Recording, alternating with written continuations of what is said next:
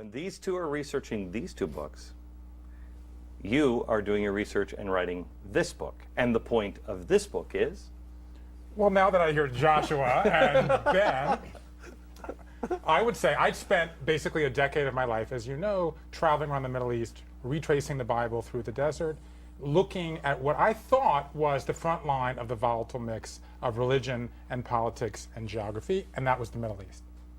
Then I come back home. My wife gives birth to identical twin girls, and I'm summoned back home. And what I discovered is that this place is incredibly volatile. There is this change that you were talking about, that there is this great insecurity.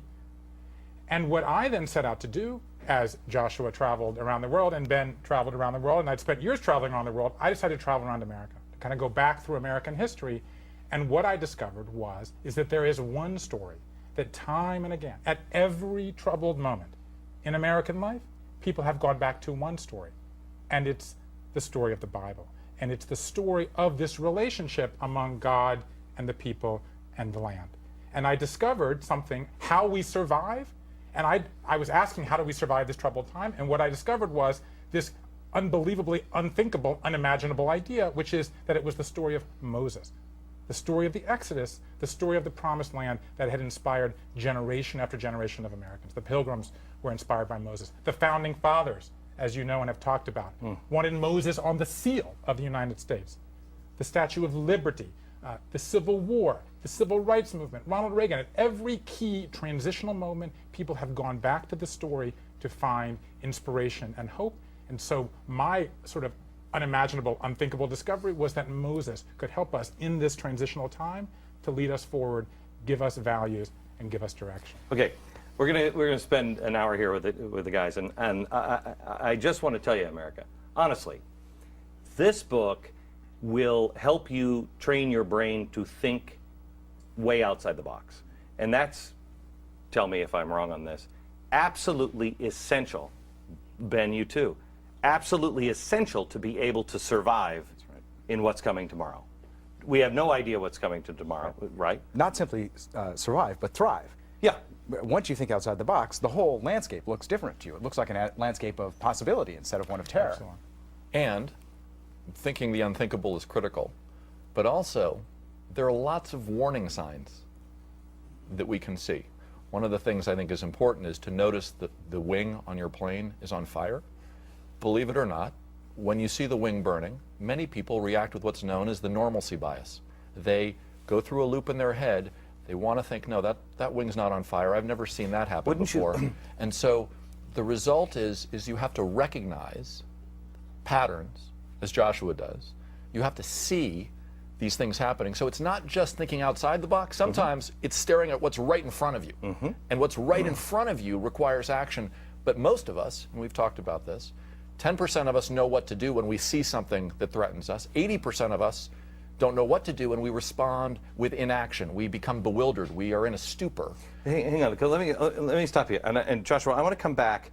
I mean, there's three pieces here. So I want to come back to you on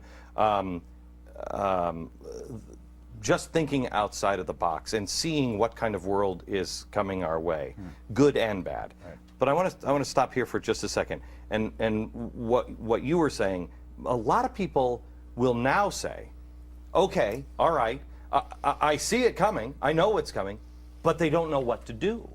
They have no idea what to do because there's no one leading them. There's nobody even telling them the truth. That profound change. When Barack Obama says change, nobody thinks that the kind of global change, not created by Barack Obama, but global change that I think is coming, nobody thinks that. And so if they think outside the box, they think, okay, maybe that is happening. So how can you possibly get ready for that? What do you do? How do you thrive?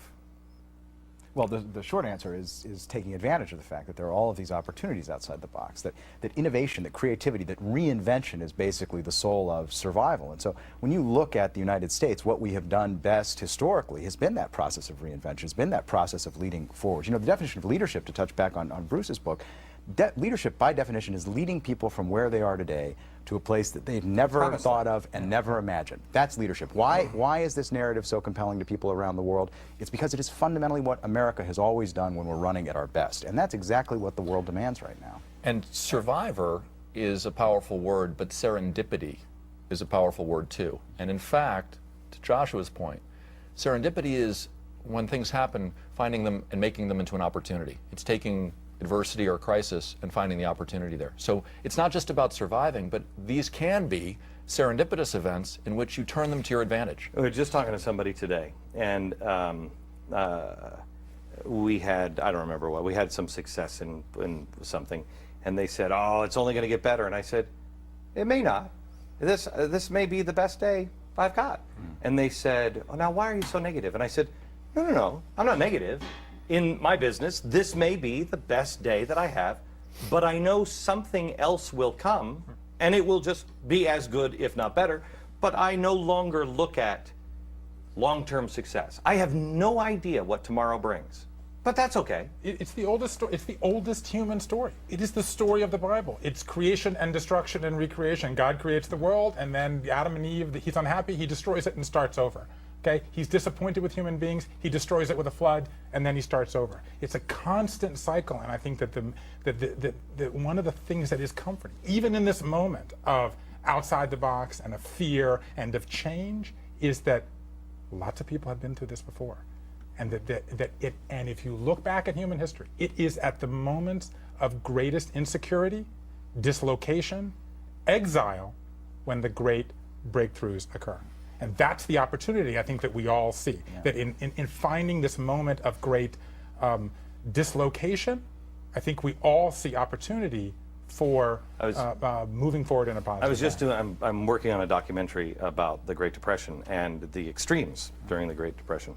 And I'm unearthing film footage. I went out to Los Angeles to go to a film vault, and I'm unearthing film that America is just going to be shocked and horrified when they see in a history you've never seen before.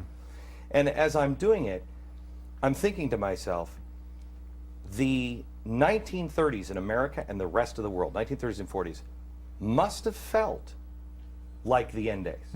Like, you know, the Messiah is coming because this is the end of the world. And look what happened right after. You know, it just depends on which road we choose. Which road we choose. We'll be back in just a second. Back with me are three best-selling authors who happen to be three best friends: Joshua Cooper Ramo, Ben Sherwood, and Bruce Feiler. They are the author of, I'm telling you, America, buy these three books together. Read this one first, then this one, then this one. Wait a minute, come on, Glenn, don't never get to me. I'm just saying. This one will show you the world is changing, and you have to think the unthinkable thing. This will show you can survive. It will show you how to survive, who the survivors are, what do they have in common. And this one really is a jump off of this directly. One thing they have in common: God, faith. This one shows you the faith of America at critical times.